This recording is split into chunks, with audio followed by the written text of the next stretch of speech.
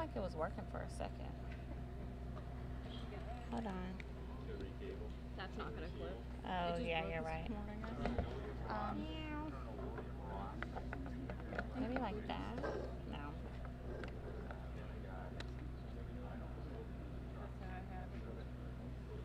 If they don't bump, they... Look at you. Check. 1, 2, 3. You're caught on the curve here. Oh, thank you. Absolutely.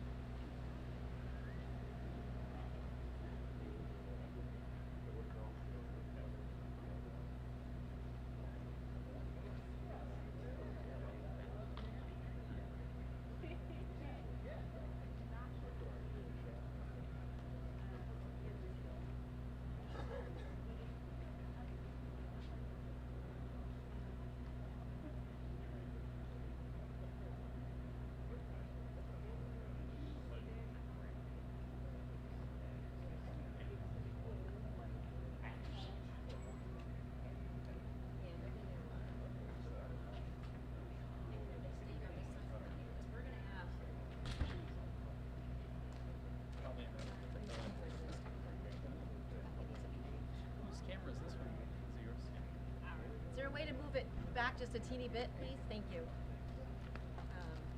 Should be deep. Yeah, we should be fine. Back which way, Shannon? Just a little bit. Just because we're gonna have people standing here, and I just don't want it to be. But I don't want you to be so far. No.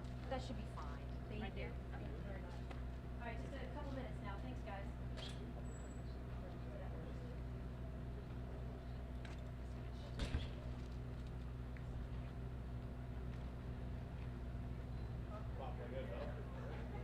You a dub? I'll give you a dub. You're okay today.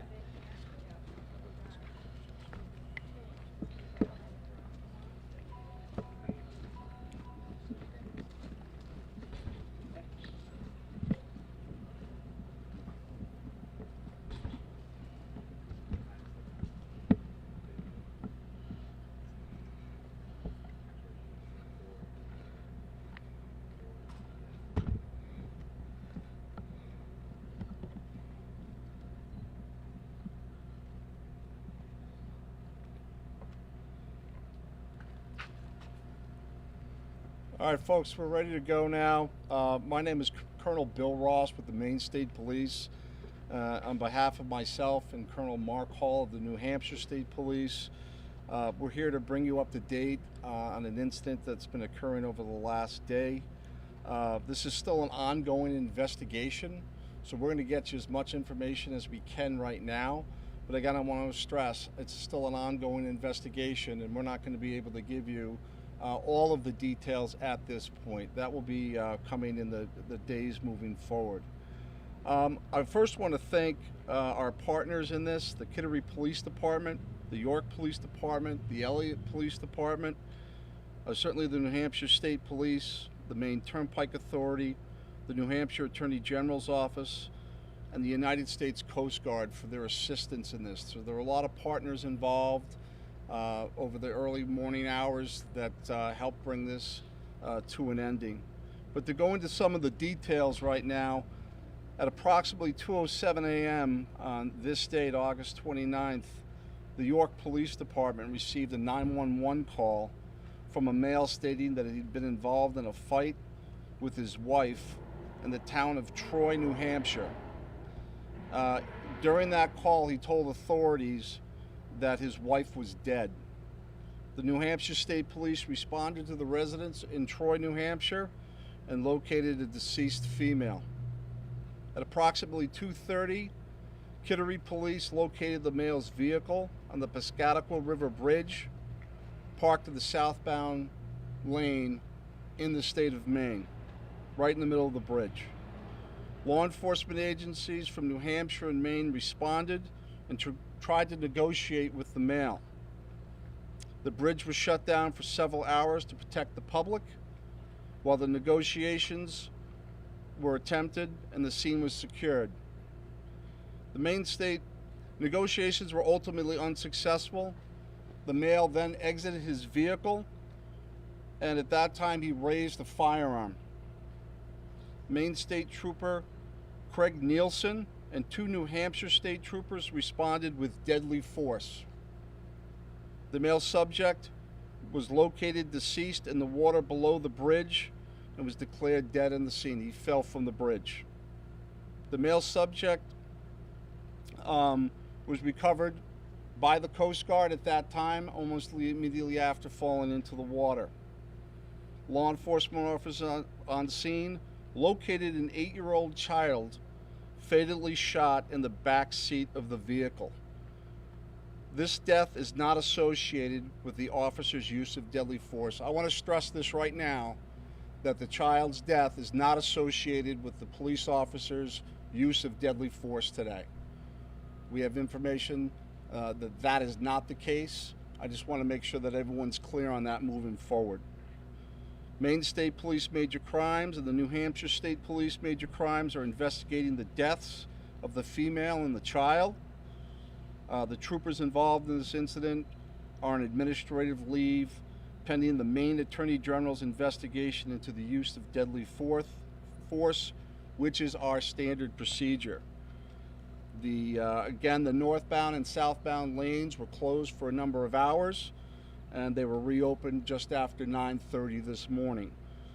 Traffic had been diverted off the main line in both New Hampshire and Maine, so we were able to move traffic through alternate routes. Again, that was with great assistance from our partners in this. I'm not going to be able to take a lot of questions, but I will field some at this time if you have them. And again, please be patient with this. This is an ongoing investigation, and when we have more information, we'll make sure we get it to you folks. Relationship between the victims and the suspect? The family. Father, husband, wife, and child. Colonel, can you explain where the child was in relation to the suspect who was shot and then fell off the bridge? All of that is stuff that we're not going to be getting into right now. Those are some of the details of the investigation. We're going to let our major crimes units and the Attorney General's office work through those particulars, but I'm sure that information will be available in the future. Colonel, how were you able to determine the child was not shot by troopers? Again, that's part of the investigation. That's ongoing, but based on information we saw, it was very clear that the officers that were involved in the shooting did not fire on that child. Colonel, did he point the gun at police that were responding? Can you give us a little bit more information on what happened? Again, the particulars of that, he had a firearm. He was raising the firearm. Again, I think the investigators are still looking into the particulars of that. Colonel, at what point did your troopers know that there was a child in the car after they shot and killed the suspect or before? The child was found after the altercation with the male subject. They were not aware that the child was in the car at the time. He never notified your police when he said that he had a fight with his wife and that he shot? Again, I think those details will come out in time. I know everyone wants to know the why. Right now, we're going to be focused on what happened and try and getting that information to you. Again, ongoing investigation, a lot of details that we still need to uncover. A lot of work has been done on this. Again, I want to thank the agencies that were involved. Anytime you shut the main line down on Interstate 95, that's a big undertaking. When you add everything else that happened regarding this incident, a lot of people had to come together to make this work. I'm also very proud of the working relationship that we have with the New Hampshire State Police Major Crimes Unit and the respective Attorney General's office. We have had the pleasure of working them on several occasions, and this is no different. So when you call 911, One at a time. Hey folks, again, we will have more information coming to you as this unravels, and we have more to provide to you. Again, a lot is happening. I think you have enough now. Moving forward, when more information becomes available, we'll get it out to you. Thank you for your patience, and be safe. Thank you very much. the gender of the child, sir? What? Can you speak? This for a guy? We're good with the gender, right? They don't have a problem with the gender.